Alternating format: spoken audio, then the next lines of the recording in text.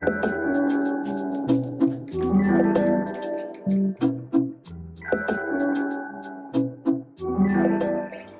one of the very common questions we get asked is, what should I go for, an FX or a switchblade? And you obviously use both, so give us your insight around when do you use the FX, when you use the switchblade.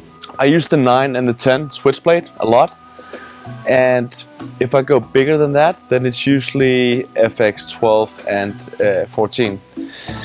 And I think, like, if you want to do freestyle and stuff, like handle passes and kite loops on shorter lines, FX is ideal for that. I think the difference for me between the FX and the switchblade is mainly the way it jumps. The FX shoots you up pretty quick and it drops you down pretty quick as well.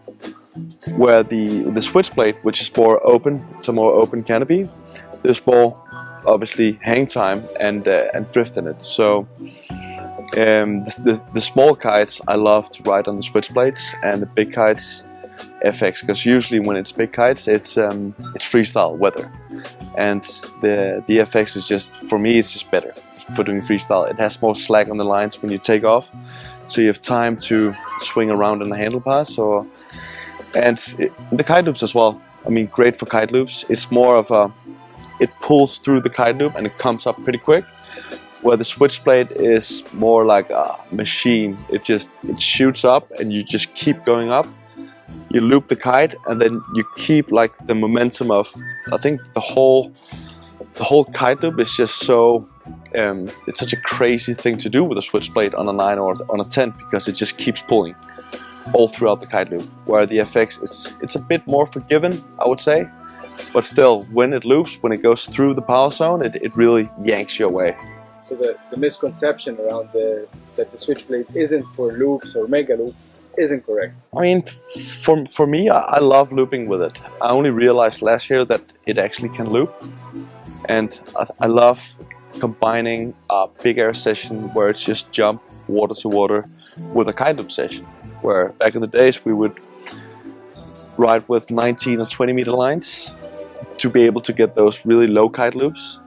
And now you can, do both in one session. You can jump high and you can do big kite loops.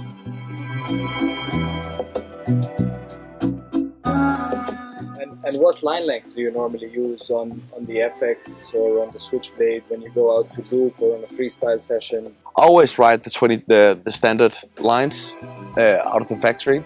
22 meters? 22 meters, yeah, plus the bridles on the kite and the kite itself. So I think it ends up at like 23 or something, whole, like from the bar. But yeah, I just like to use the standard, because that's what we're testing all the gear on, we're doing all the photo shoots on, so I'm very used to that length. But then again, if you want to do like very crazy kite loops where the kite is below you, shorter lines, because then it swings all the way down and it comes up pretty quick as well, so you got to get your timing right on that. And when you say short, what are we talking about?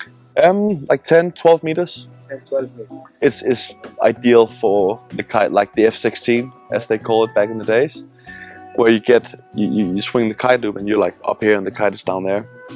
I wouldn't recommend people doing that. It's kind of gnarly. Yeah. Alright, and we see you've got this amazing feeling of where the kite is. You land, the kite is way behind you, and suddenly the kite comes around you, so you seem to know exactly where the kite is all the time. Tell us a bit about that.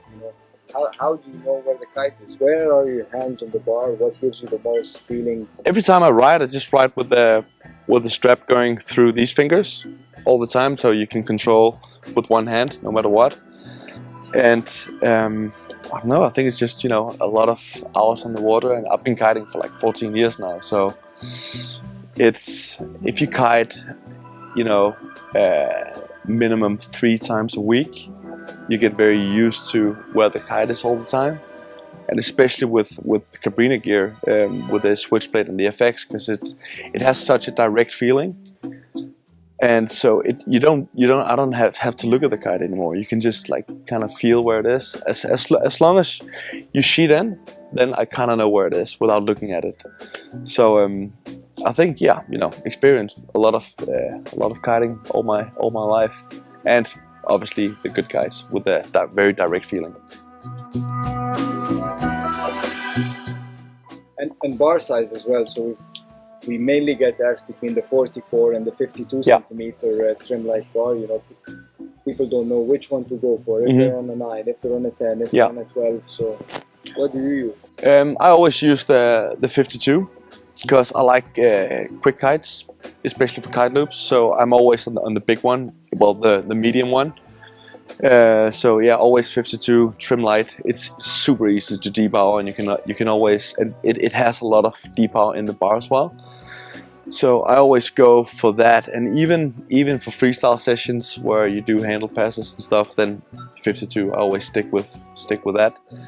But I would say if you know, if you're riding on 7s or 9s, I would recommend the 44 because it's obviously smaller, and it's then the kite the response time of you steering it up is less.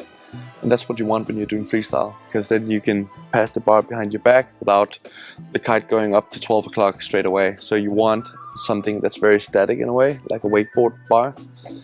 I see all the freestylers, they ride with small bars. Like I tried Liam's bar the other day, where both of my hands, like that was the whole. This is the bar.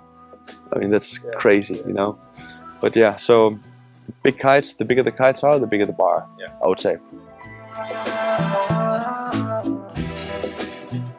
And obviously, as you go into mega loops and jump really high, boost really high jumps, then it gets exciting. But also the crashes get really exciting as well. Yeah.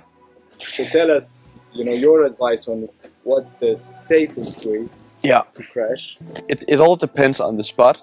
Where it's like this shallow, I don't want to do too many crazy kite loops, because in case the kite stalls, or if if something goes wrong, you're gonna break your legs, and I don't feel like breaking my legs. So it's if you kite, you know, in deep waters, then it's easy to. I ride with foot straps, the H1s, and they're always a bit bigger. I'm always riding with my foot like this, because they're so big for board offs, and if I have to ditch the board at some point.